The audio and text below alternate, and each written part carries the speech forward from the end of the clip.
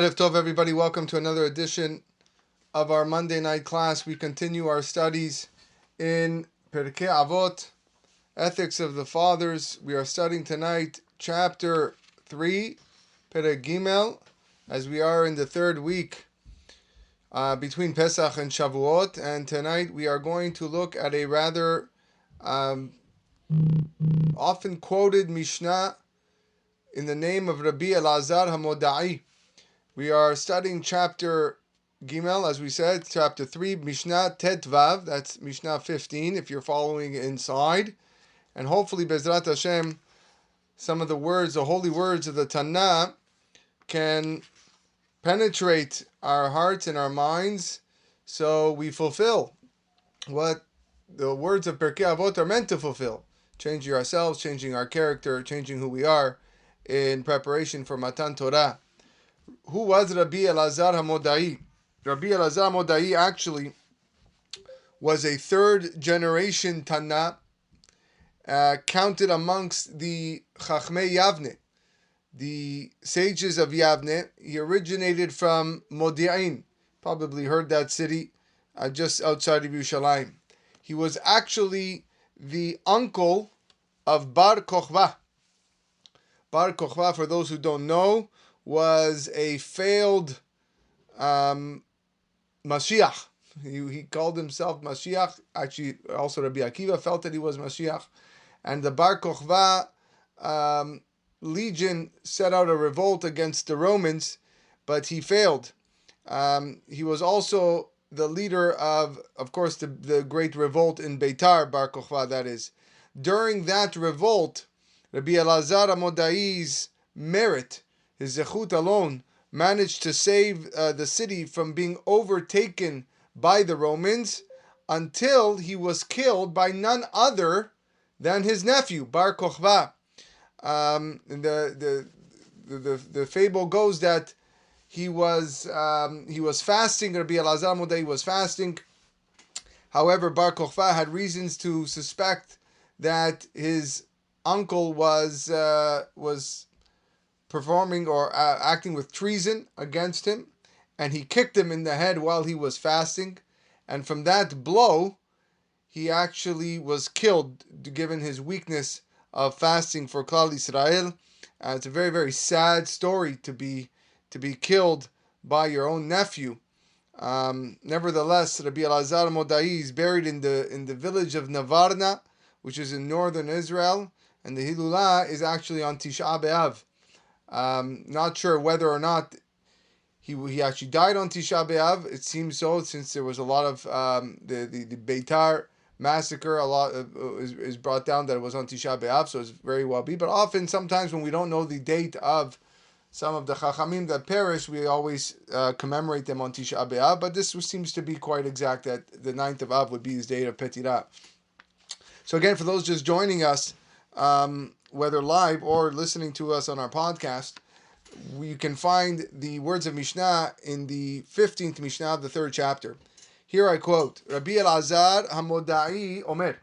Rabbi Elazar, the Modaite, used to say, Hamehalel et HaKodashim, one who desecrates sacred things, Ve'amevazeh et HaMo'adot, one who disgraces the festivals. This is in reference to Chol HaMoed. Ve'amalbin penei chavero barabim, one who humiliates his fellow in public. Ve'amefer berito shel Avraham Avinu, one who nullifies the covenant of our forefather Abraham, that is the covenant of the Brit Milah, that was his covenant. Ve'amegale panim baTorah shelo k'halacha, or someone who perverts the meaning of the Torah contrary to halacha. He misinterprets the words of the Torah to make him believe or think that the Torah is telling him something when really it's not. Here is the punchline. Af al pi sheyesh beyado Torah u'ma'asim tovim. Though he may have Torah and good deeds, he may be a holy individual who is filled with all the wonderful insights of Torah learning, or performs lots of chesed, en lo chelek la'olam haba. This man who performed any of these things has no share en olam haba. Again, for those just listening, you desecrate sacred things, you mistreat certain objects that are valued in holiness, you disgrace the mu'adim, the chagim, you humiliate your fellow in public, you nullify the brit milah, you pervert the meaning of Torah contrary to halacha. Again, afal pi sheyesh biyado Torah u'ma'asim tovim, en lo chelek le'olam haba. I want to first focus on this very, very strong statement. Normally we work our way down through the Mishnah, but I want to actually focus on the end a little bit. And then we'll take a look in depth as to one of these ideas. This Mishnah is very startling. The Gemara tells us that an Averah does not extinguish Torah.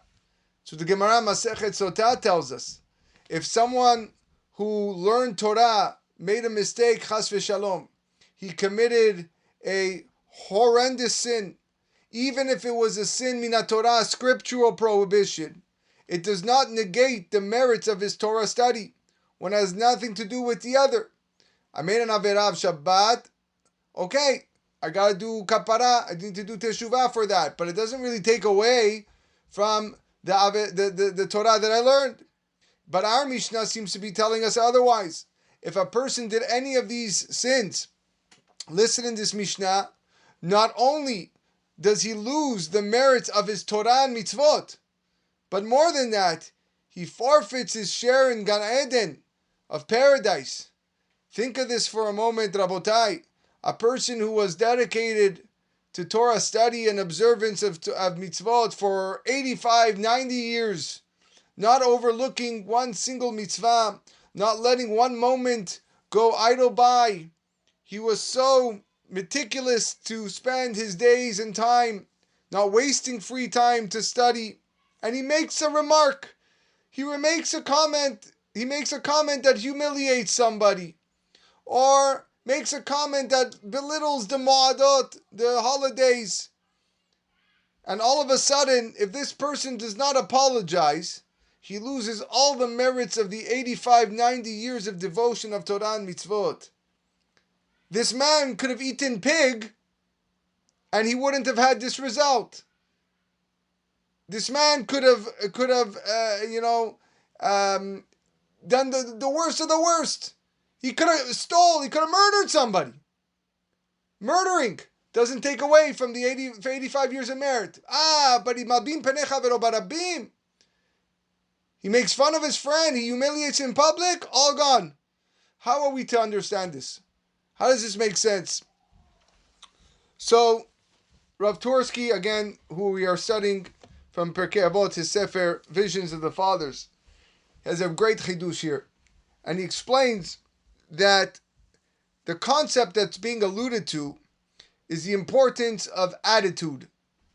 And this is evident in the statement of the Chachamim, Derech Eretz Kadma la Torah, decency, respect, Derech Eretz is a prerequisite for Torah. And although there was Torah scholarship, Torah study, observance of mitzvot, our rabbis tell us that Yerushalayim Ir HaKodesh was destroyed because they did not recite the proper blessing when studying the Torah. They did not recite Birkot HaTorah, meaning that the Torah, the mindset, the attitude that came along with the Torah was not authentic, it was not genuine. And therefore, the Gemara tells us that Torah can be either life-sustaining, or God forbid, it could be a deadly poison, depending on what? Depending on his attitude. And the items listed in this Mishnah, that although they're not scriptural prohibitions other than the Brit Milah, it's an indication of attitude. A person who does not show proper fear and reverence for sacred objects or items of holiness, a person who dismisses the days of Chol HaMoed and thinks that they're just regular days and doesn't give them the proper reverence and awe, a person who displays an attitude of arrogance where he can belittle somebody else and humiliate somebody else. This is a bad attitude. This is a problem of attitude and arrogance. To publicly humiliate someone is at one and the same time an act of haughtiness, an act of ga'ava. It's vanity, it's lack of consideration.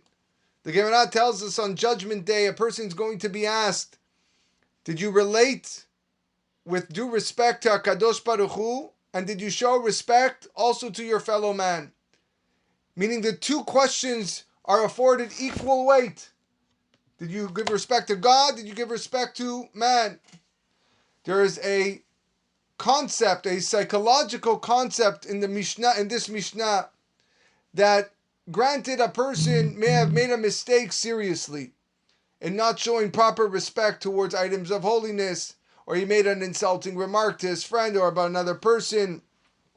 But should he do so at the age of 85 or 90? What is that? Why does that negate all those decades of study of Torah and mitzvot, which may have been done with proper attitude?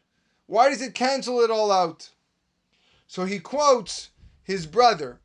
Rabbi Twersky quotes his brother, Professor Aaron Twersky. And he says the following, that we all know that there are people in this world who reflectively apologize for things even though they don't really have a reason to. Even with what happened didn't affect them or didn't even occur to them, but they enjoy apologizing, but they want to apologize. And sometimes those apologies is really a reflection of the true person's sympathy, his inner sympathy for another person's trouble or comfort. Some people, on the other hand, are professional apologizers, he calls them. Their apologies are meaningless. They're hollow. And to those who don't know them, these individuals appear gracious, but in reality they're just putting on a show. So he says, on that note, there are people who are professional tzaddikim. There are professional righteous individuals. And instead of taking stock of their motivations and their actions, they make a long list of possible sins and transgressions in the Torah. All 365 of them, negative commandments in the Torah. And they start going down the list. And they check each one off and asking for forgiveness for sins that impossible that they could have done. Their confessions, they're perfect. But it's the perfection of almost like a computer. It's rote. It's not human thinking. In these people's mitzvot and actions, there's no sense of devotion or closeness to God. It's only a series of rigid, mechanical actions. And mitzvot like this do not merit to protect anyone from harm. It is possible to be scrupulous in every mitzvah of the Torah. We can follow every letter that the Torah teaches us, and yet we can still not be perfect. It is very much possible. The purpose of the Torah and mitzvot is to refine a person's character. That's why we're here. Derech Eretz Kadma la Torah. This does not occur when a person is working in a mechanical sense, in a rote sense, in an obsessive manner. If a person studied Torah and did mitzvot all of his life, and at the age of 85, he publicly humiliates someone, and he doesn't apologize for it, what does that show me? That shows me that 85 years of this person's studying of Torah and his performance of mitzvot made absolutely no impression on him. It didn't change his character one bit. It's possible for a person that learned the entire Talmud, but in a way it didn't affect him. This kind of Torah study, this kind of rote performance of mitzvot is of little value. You learned the Talmud, Chazak u'Baruch, but what did the Talmud do for you? How did it change your essence? How did it change your being? How did it change your personality into one of a better human being? A more comforting human being, a more related human being. It is of that essence, of that idea that Rabbi Elazar HaModai wants to impart to us. And note the wording of the Mishnah. It doesn't say that anyone who commits any of these transgressions loses his portion in Olam Haba. It's not what it says. It says he doesn't even have a portion in Olam Haba. En lo chelek ba'olam haba. Anyone whose attitude is such that committing any of these transgressions doesn't bother him enough to make amends, to apologize, to realize that he was in the wrong, to realize that he needs rectification, that he needs to perform teshuvah and repentance, and realize that indeed he needs to stop the arrogant attitude, then you've done nothing. Your Torah is worthless. And not only that, en lo chelek la'olam haba. It's at this point that maybe I looked at all the ideas mentioned in the Mishnah, and almost all of them are applicable. I'm not saying that they're not. But there's one that really stands out. And there's one that probably we have to put most of our efforts in. Again, they're all important. Mechalel et HaKodashim, desecrating holy objects, sacred objects. For the most part, we understand what a holy object is. We see a tefillin on the floor, we pick it up. A book on the floor, we even pick it up, we kiss it. We understand that maybe there's some people that can work on that a little bit better, showing more reverence towards these objects. Definitely, we need to show more respect towards Chol HaMoed, so on and so forth. I think, Baruch Hashem, most Jews have a Brit Milah, most men have a Brit Milah, so that is very good, thank God. But it's the third one. Hamalbin penei chavero barabim. The one who humiliates his fellow in public. Let's ponder on this a little bit. Let's think about it. In the Gemara, we see many incidents that I want to share with you, which reflect the sensitivity of our Chachamim and their teachings, that to the care that we need to spend extra effort in the feelings of a human being and being aware of those. One story comes about Rabbi Yehuda Nasi. The Gemara recounts that Rabbi Yehuda Nasi, of course, Rabbi Yehuda Nasi was the compiler of all the Mishnayot. He was the last of the Tanaim. And he was once sitting and giving a shi'ur, a lecture. And he smelled a strong odor of garlic emanating from someone in the room.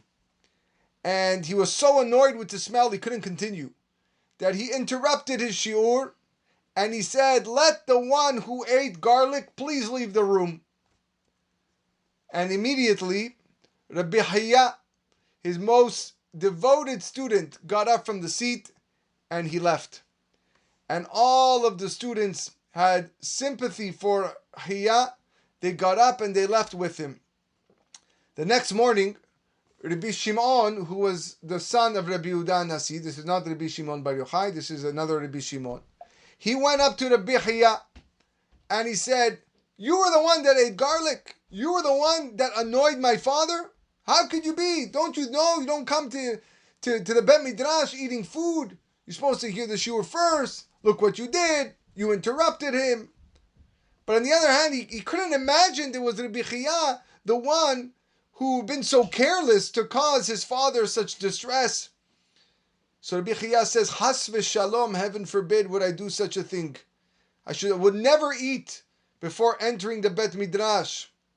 It was only that the one who had eaten should not suffer mortal embarrassment. That's why I walked out, and all would leave with me, so that the true offender should not be detected. To embarrass one person, such a thing should not happen amongst Klal Yisrael." Now we can understand the annoyance of Rabbi Yehuda Nasi, yet to suffer such discomfort in the middle of the lecture must have been a very, very strongly stenched garlic. On the other hand, the request that the offending student leave the room, no question, was an unguarded slip of the tongue. It would have meant public embarrassment for that person. But the greatness here is of Rabbi Hayya. The greatness of Rabbi Hayya's quick action not only spared the guilty party's shame, but it saved Rabbi Yehuda Nasi from committing the grave sin of Malbin Penei Chavero Barabim. Judaism insists that this is one of the most serious transgressions. The Gemara sees it that the immediate cause of the second Bet HaMikdash was because of Sinat Chinam, an embarrassment. It started with a man who invited to his banquet a group of distinguished elite men, including a good friend named Kamsa. You've probably heard this story. And when he sent a servant to invite Kamsa to bring him, the poor servant made a mistake, and instead of inviting Kamsa, he invited Bar Kamsa. And Bar Kamsa detested this master thoroughly. And all the guests were assembled, the banquet was underway, the host noticed a mistake, and he looked at Bar Kamsa and says, "You hate me, what are you doing here? Get up and leave." And Bar Kamsa says, "Listen, I was invited by mistake, I understand, but please let me stay. I pray, please let me stay." He wanted at all costs to avoid the humiliation of being evicted in the presence of all these distinguished guests. "I will pay for everything I eat. I will pay for everything I drink." But the unfeeling of the host was very adamant and strong, and he said, "Not a chance. I want you out." He says, "I'll pay half your banquet. Let me stay." And again, no. And eventually he got the guards to kick him out. And Bar Kamsa was seething with anger, with rage. But it wasn't not only the fact that he was kicked out and he was humiliated in public. But Bar Kamsa said, "I looked around at the Chachamim, at the sages who were sitting there, and they didn't interfere. They didn't stop him. They must have been pleased with the situation. So I'm going to go and I'm going to tell a tale about them to the king." And soon, as we know the story, he stood before the Roman ruler that the Jewish people are planning a rebellion against you. And a chain of events was set in motion that ultimately led to the destruction of the Bet HaMikdash. Again and again, our Torah emphasizes the dignity and respect that a man needs to accord to his fellow. The Torah is considerate of human feelings even when you would least expect it. During the days of the Bet HaMikdash, for example, various people brought korbanot for different reasons. We're in the parashiot of the korbanot. We just finished so many parashiot talking about all the different types of offerings that a person can give. Some sacrifices were obligatory, some were gifts, some were brought to atone for sin. In the last category, there's a korban hatat, a sin offering which is brought for an unintentional transgression. There's the korban asham, which is a guilt offering, which is if someone, God forbid, would swear falsely, he has to bring a korban asham. Then there's a korban olah, which is a burnt offering. Sometimes that's brought for improper thoughts, although it could be brought for other reasons as well. Imagine what is taking place at the Bet HaMikdash. The person who is making the offering had to be present, and he had to place his hands on the animal of the sacrifice. Then comes Reuven and he walks into the Bet HaMikdash with his asham. And everybody knows, he had Korban Asham. Reuven must have swore falsely. Then Shimon walks in with his Korban Hatat. Everyone realized, Shimon, he sinned unintentionally. He flipped on the switch in the bedroom when he wasn't noticing. He's got to bring Korban Hatat. What's happening here? The Bet HaMikdash, it's going to become a place of public humiliation. Everybody's going to look around, he did this, he did that, he's guilty of this, he's guilty of that. So what does the Torah command? Unbelievable. The Torah says, wherever the olah is slaughtered, that's where the hatat should be slaughtered. In the place where they slaughter the olah, that's where they slaughter the asham. And under this system, the spectator would never know whether a particular sacrifice was a voluntary sacrifice or something obligatory because of a sin that he did. And that's how the Torah protected the dignity of the man, the esteem of the man, the well-being of the man, not to humiliate him. We find the same consideration in the procedure that the Torah depicts when exempting individuals from military battle. When all the troops were lined up, the officers would call out that the following men are exempt and could go home. Anyone who built a house but had not yet dedicated it. Any man who planted a vineyard but had not yet enjoyed its fruits. Any man who had married a wife but had not yet, or betrothed a wife but had not yet married her. And finally, the last group of people who are allowed to go home, those who are fearful and faint-hearted and had no stomach to fight. Now, in the Gemara, Rabbi Akiva and Rabbi Yossi argue about this last statement. Rabbi Akiva takes it at face value. These people were scared. They didn't want to fight. They were scared to lose their lives. Go home. But Rabbi Yossi Galili says this last group is not referring to the cowards, to those who were scared, but rather to those who were fearful because of the sins that they had committed. And because of the sins they had committed, they didn't deserve heavenly protection, and they were afraid they were going to die. And actually, the first, says Rabbi Yossi Galili, a great chidush, the first three groups of people who were exempt were to provide covers for the last group of people. Because if we only said that the people who were fearful, the people who had sinned, had to go home, it would have been embarrassing for them. It would have caused deep humiliation. So Torah spared their feelings by giving them 3 other reasons to leave the field, so they can go in an honorable discharge. Hey, why are you leaving? Oh, I planted a vineyard. Oh, yeah, I just got engaged to a woman. Oh, I just built a house. I got to do renovations. In order to spare them the humiliation. No other military manual in the world has had such elaborate procedures to protect the feelings of those who are not psychologically ready for battle.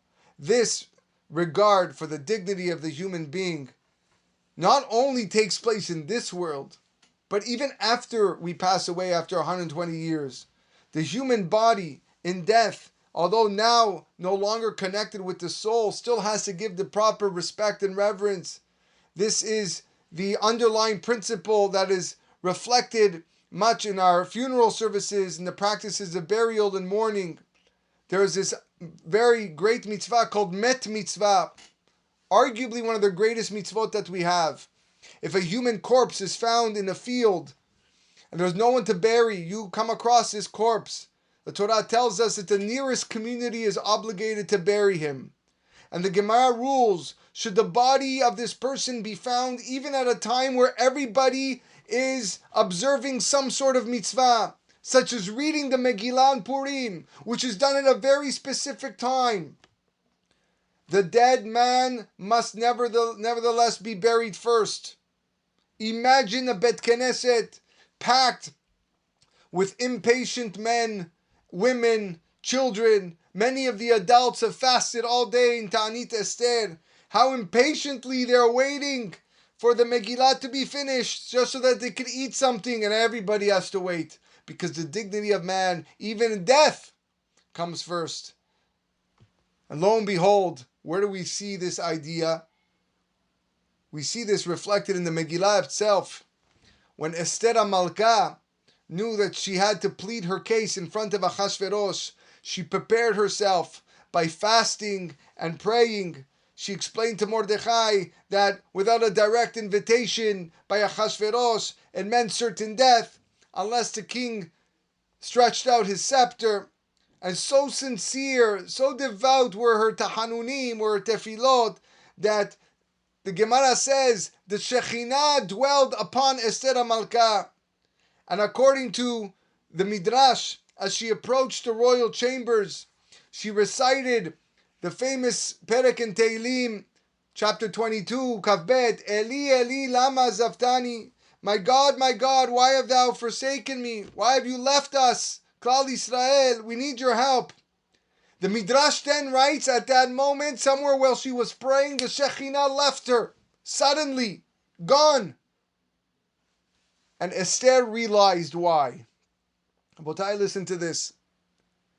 She realized why, and she said, because I referred to Achashverosh as a dog. The Pasuk says in that same chapter, Esther looks up at Hashem and says, Hatzila mecherev nafshi, save me from the sword of my soul, miyad kelev yachidati, from that unique kelev. She's referring to him as a dog. And at that moment, God removed his Shekhinah. Although Achashverosh was wicked and he agreed to destroy the Jews, he was still a human being. And you cannot insultingly refer to a human being as a dog. Because once the dignity of a human being is struck, then the Shekhinah must leave. And realizing her mistake, Esther then changed the metaphor. In the next pasuk, what does she say? Hoshiaeni, save me, mipi aryeh, from the mouth of the lion. Now she refers to Achashverosh as a lion. Lion's the king of the jungle, not a dog. If the dignity of even a wicked person stands so high, surely respect for the decent human being, for the body that once housed him for sure, must command our highest recognition and regard. Rabotai, I believe this is the main message of R Elazar HaModai. So many things we have to work on in our lives, in our times, in our pursuit of perfecting our neshama. But Malbin Penecha Vero Barabim has to be one of the major ones that we have to focus on. We are still here in Galut, we are still here in exile, waiting for the rebuilding of the Bet HaMikdash. With Besinat Chinam, with baseless hatred. Included in baseless hatred is this idea, this notion that we can just talk about people publicly in front of them and make fun of them and belittle them. It's mind-boggling how often this happens in public settings, how much it happens in Bet Knesset, which is a separate problem on its own, why people are talking about Knesset, but they choose to talk about this and embarrassing people in public. Why? Pull the person aside, talk to him. No, it has to be because it's all the arrogance, it's all attitude, like we spoke about. It's because you feel the need that you have to do so because you're better than him or you need to prove a point. But look what you're forfeiting as a result. You're walking around, you're studying Daf Yomi every day. You're reading Tehillim every day. You walk around with books, you read article biographies. Yeah, wow, this guy on the outside is a tzaddik. You're not a tzaddik. Ma'bim penecha v'ro barabim, you're not a tzaddik. Not only you're not a tzaddik, and lo chelek ba'olam haba.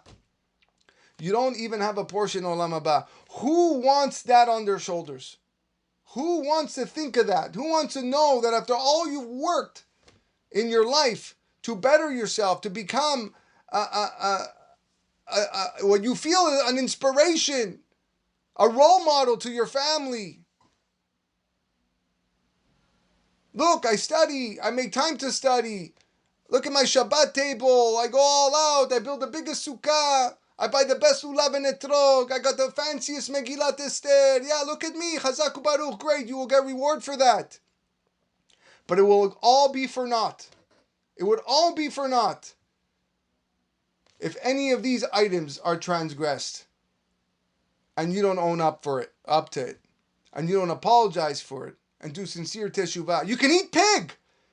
The pig that you eat is not going to take away from the lulav and etrog that you bought and the yishuk and the Megillat Esther and the matzah that you ate. That's not going to take away from it. It's a separate transgression, but it won't take away the merit. But this will take away the merit. And when you're left with no merit, then you're left with nothing. And you're going to go upstairs to Shamayim after 120 years, and your pockets are going to be empty. And HaKadosh Baruch Hu is going to say, I'm sorry. Because you let your attitude, your arrogance, supersede what was important, which is the dignity, the honor, the respect, the reverence of your fellow Jew. Rabotai, B'ezrat Hashem, we will find the strength to work on this, to become better on this, and through that, we'll be zocheh to the coming of Mashiach, the building of the third Bet HaMikdash. B'mera b'yameinu. Amen. Ken Yiratzon. Have a wonderful night.